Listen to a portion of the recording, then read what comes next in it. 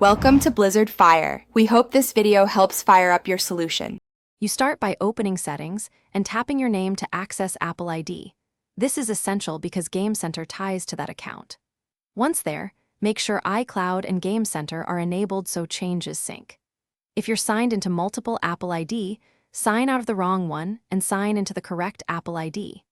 You're doing this now to ensure the display name change applies to the account Game Center recognizes and propagates to games and contacts. You now go to Settings, scroll to Game Center, and open your profile because that's where the display name lives. Tap Edit under your nickname to change the name and optionally the photo.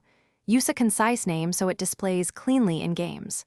Once you save, Game Center pushes the update to Apple servers, which is why it may take a few seconds to appear in multiplayer lobbies. If you want, choose a different nickname for each audience, but one account name is best for continuity. You finish by confirming the change in an actual game lobby so you see how others will. If the new name doesn't show, sign out and back into Game Center or restart the iPad to force a refresh. This resolves most sync glitches. If problems persist, make sure iPad OS is up to date and iCloud is healthy because updates and cloud sync affect propagation. One key tip: wait a minute after editing before troubleshooting, since servers sometimes delay propagation.